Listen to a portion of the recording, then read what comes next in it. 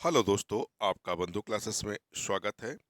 UP triple S C पेट 2023 से GS and current affairs के बनने वाले अति महत्वपूर्ण प्रश्नों को हम लोग इस वीडियो में देखेंगे, जो आपके आगामी एग्जाम के लिए काफ़ी यूजफुल होने वाले हैं। तो मॉडल टेस्ट पेपर होगा ये, और मॉडल टेस्ट पेपर ये 50वां होगा। इससे पहले हमने 49 मॉडल टेस्ट पेपर जो है इस चैनल पर लोड कर रखा है। चैनल पर इसे देख सकते हैं, क्योंकि आपके एग्ज़ाम के लिए ये मॉडल पेपर काफ़ी यूज़फुल होने वाले हैं। तो आइए 50 मॉडल पेपर टेस्ट का पहला प्रश्न देखते हैं। पहला प्रश्न है, जल की अस्थायी कठोरता दूर करने के लिए किसका उपयोग किया जाता है? यानी जो जल में अस्थायी कठोरता हो जाती है, जिसके कारण क्या होता है, साबुन से झाग नहीं उत्पन्न होता है। इसको दूर करने के लिए किसका उपयोग करते हैं? तो वॉशिंग सोडा, यानी वॉशिंग सोडा का हम लोग क्या करते हैं, इस्तेमाल करते हैं। किसके लिए? जल की अस्थायी कठोरता को दूर करने के लिए। इसी को कहीं कहीं लिखा मिल जाता है आपको सोडियम कार्बोनेट, यानी सोडियम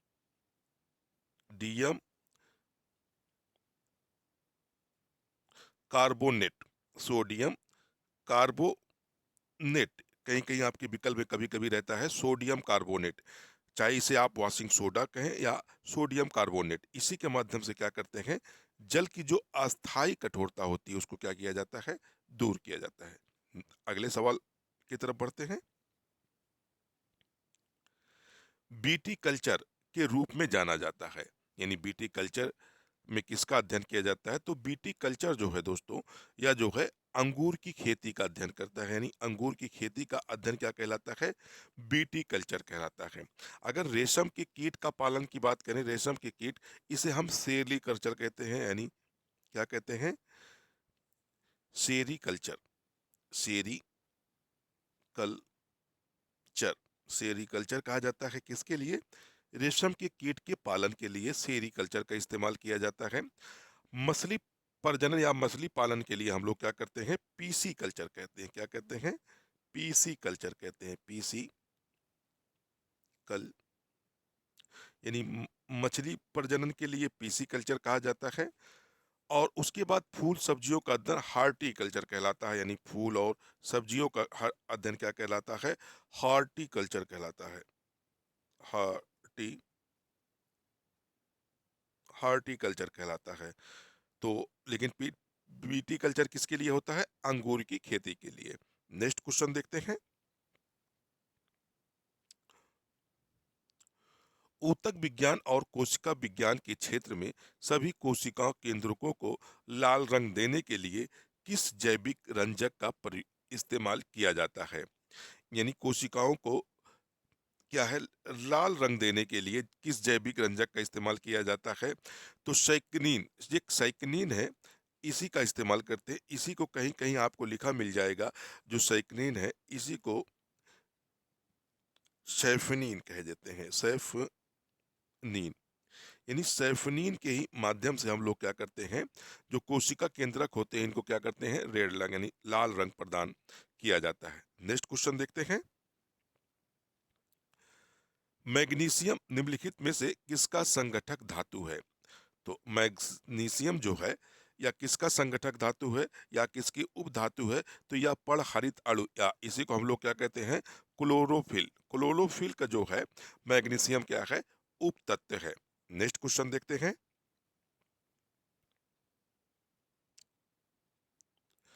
डीएनए को प्रमुख रूप से कोशिका में संग्रहित किया जाता है। तो डीएनए, अधिकांश डीएनए कहाँ संग्रहित किया जाता है? तो नाभिक में। यानी जो सेल होती है उसके नाभिक में अधिकांश डीएनए क्या होते हैं, संग्रहित होते हैं। और कुछ डीएनए जो है माइटोकॉन्ड्रिया के अंदर क्या होते हैं, संग्रहित होते हैं। लेकिन अधिकांश डीएनए कहाँ संग्रहित होते हैं? तो नाभिक के अंदर होते हैं, जिसे हम लोग केंद्रक कहते हैं। क्या कहते हैं? केंद्रक कहते हैं। ठीक है, नेक्स्ट क्वेश्चन देखते हैं। एक गुणसूत्र में निम्नलिखित में से क्या उपस्थित होते हैं? यानी गुणसूत्र की बात कर रहा है तो गुणसूत्र में क्या उपस्थित होते हैं? तो गुणसूत्र में डीएनए और प्रोटीन। ये जो डीएनए होते हैं ये किसके बने होते हैं? प्रोटीन के। इसलिए एक गुणसूत्र में डीएनए और प्रोटीन क्या होते हैं? उपस्थिति होते हैं। नेक्स्ट क्वेश्चन देखते हैं। प्राकृतिक चयन तंत्र को वर्णित करने की पद्धति के रूप में योग्यतम उत्तरजीविता निम्नलिखित में से किसका कथन है? यानी किसने ये कहा था कि प्राकृतिक चयन तंत्र को वर्णित करने के लिए पद्धति के रूप में योग्यतम उत्तरजीविता होनी चाहिए? यह कथन किसका है? तो हार्बर्ट स्पेंसर का है। यानी हार्बर्ट स्पेंसर ने यह कथन दिया था। नेक्स्ट क्वेश्चन देखते हैं। स्पंजा किस प्रजाति के अंतर्गत आते हैं? तो स्पंजा एक प्रजाति है और इसको हम लोग किसके अंतर्गत रखते हैं? तो पोरीफेरा, यानी एक संघ होता है पोरीफेरा के अंतर्गत स्पंज प्रजाति को रखा जाता है। नेक्स्ट क्वेश्चन देखते हैं। तिल चट्टों के शरीर में वायु द्वारा प्रवेश करती है। यानी जो तिल चड्डा होता है जिसे हम लोग कहीं कहीं चिल चट्टा भी कहते हैं, और इनके अंदर जो वायु प्रवेश करती है या श्वसन क्रिया जो करते हैं वो किसके माध्यम से करते हैं? तो श्वसन रंध्रों के माध्यम से या अपनी श्वसन क्रिया करते हैं। तो कौन होती है? श्वसन क्रिया जो है रंध्रों के माध्यम से, श्वसन रंध्रों के माध्यम से तिल चुड्डे जो है अपनी या श्वसन क्रिया करते हैं। नेक्स्ट क्वेश्चन देखते हैं। मनुष्य में आमाशयी ग्रंथियों से स्रावित होने वाला वह कौन सा अम्ल है जो भोजन के पाचन में सहायता करता है?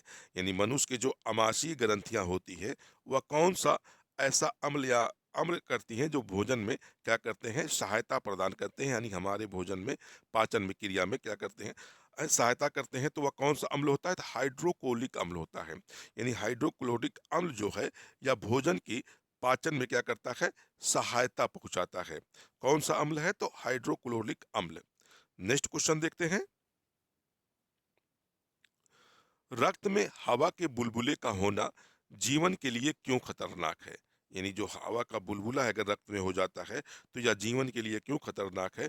क्योंकि यह रक्त के प्रवाह में बाधा उत्पन्न हो जाती। इसके रहने से जो रक्त जो सर्कुलेट कर रहा है उसके सर्कुलेट करने में क्या होती है? बाधा उत्पन्न हो जाती है। यानी रक्त के प्रवाह में बाधा उत्पन्न हो जाती है। नेक्स्ट क्वेश्चन देखते हैं। ओणम एक पारंपरिक हिंदू त्योहार है जो मनाया जाता है। तो ओणम जो है या केरल में प्रत्येक वर्ष मनाया जाता है। वहां पर एक महाबली है, यानी महाबली की याद में यह त्योहार मनाया जाता है। नेक्स्ट क्वेश्चन देखते हैं। बाला सरस्वती किस शास्त्रीय नृत्य की प्रमुख प्रतिपादक थी? यानी कौन? बाला सरस्वती जो है यह जो है भारतनाट्यम, यानी भारतनाट्यम की एक प्रसिद्ध शास्त्रीय नृत्य की प्रसिद्ध क्या थी? महिला थी, और जो काफी प्रसिद्ध थी किसके लिए? भारतनाट्यम के लिए। नेक्स्ट क्वेश्चन देखते हैं। हरिप्रसाद चौरसिया का संबंध निम्नलिखित में से किस वाद्य यंत्र से था? तो हरिप्रसाद चौरसिया का अगर हम संबंध की हम लोग बात करें तो ये प्रसिद्ध बांसुरी वादक थे। क्या थे? प्रसिद्ध बांसुरी वादक थे। और इनके अगर हम लोग जन्म की बात करें, यानी हरिप्रसाद चौरसिया की जन्म की बात करें, तो इनका जन्म जो है 1938 में, यानी कि कब? 1938 में प्रयागराज में हुआ था। कहाँ हुआ था? प्रयागराज में इनका जन्म 1938 में हुआ था। और यह जो है प्रसिद्ध बांसुरी वादक थे। अगला प्रश्न देखते हैं। किस भारतीय राज्य में गमछा एक संस्कृत प्रतीक है? तो गमछा जो है एक संस्कृत प्रतीक के रूप में किस राज्य का है? तो ये असमिया, यानी असम राज्य का एक प्रतीक है। नेक्स्ट क्वेश्चन देखते हैं। प्लेइंग इट माई बे, यानी प्लेइंग इट माई बे पुस्तक के लेखक कौन थे? तो यह काफी प्रसिद्ध पुस्तक थी और अभी हाल ही फिलहाल में यह समाचार पत्रों में थी। तो इसके लेखक की बात कर रहा था। इसके लेखक कौन थे? सचिन तेंदुलकर। यानी सचिन तेंदुलकर ने प्लेइंग इट माई बे बे नामक एक पुस्तक लिखी थी। नेक्स्ट क्वेश्चन देखते हैं। भारत के सर्वोच्च नागरिक सम्मान प्रतिष्ठित भारत रत्न यानी भारत रत्न से सम्मानित होने वाले पहले संगीतकार कौन थे? तो भारत रत्न से सब सर्वप्रथम कौन से संगीतकार क्या हुए थे, सम्मानित हुए थे? तो yes yes Subba Lakshmi. Yes yes जो सुब्बा लक्ष्मी है या प्रसिद्ध संगीत वादक थी और इनको भारत रत्न से सम्मानित किया गया था। नेक्स्ट क्वेश्चन देखते हैं। अंतर्राष्ट्रीय बुकर पुरस्कार किस वर्ष स्थापित किया गया था? यह साहित्य क्षेत्र का सबसे बड़ा पुरस्कार माना जाता है और इसे स्थापना की बात कर रहा है तो 2005 में इसकी स्थापना की गई थी। नेक्स्ट क्वेश्चन देखते हैं। हॉकी के मैदान का आयाम यानी लंबाई चौड़ाई कितना होता है? तो हॉकी के आयाम की बात करें तो 91.4 गुणे 55 मीटर इसके आयाम होते हैं, यानी 91.4 गुणे 55 मीटर इसके आयाम या लंबाई चौड़ाई होती है। नेक्स्ट क्वेश्चन देखते हैं। इंडियन सुपर लीग यानी आईएसएल आईएसएल जो है एक चैंपियनशिप है, तो ये किसके लिए की जाती है? तो यह फुटबॉल के लिए की जाती है। आईएसएल यानी इंडियन सुपर लीग जो है या फुटबॉल के लिए एक चैंपियनशिप है। अगर क्रिकेट के लिए देखें तो क्रिकेट के लिए काफी महत्वपूर्ण है आईपीएल। आईपीएल जो है या क्रिकेट के लिए एक महत्वपूर्ण प्रतियोगिता है। नेक्स्ट क्वेश्चन देखते हैं। हम्पी को निम्नलिखित में से किस वर्ष यूनेस्को द्वारा विश्व धरोहर स्थल घोषित किया गया था? यानी विश्व धरोहर स्थल यूनेस्को ने हम्पी को कब घोषित किया था? तो 1986 में। 1986 में ही हम्पी को यूनेस्को द्वारा विश्व धरोहर स्थल घोषित किया गया था।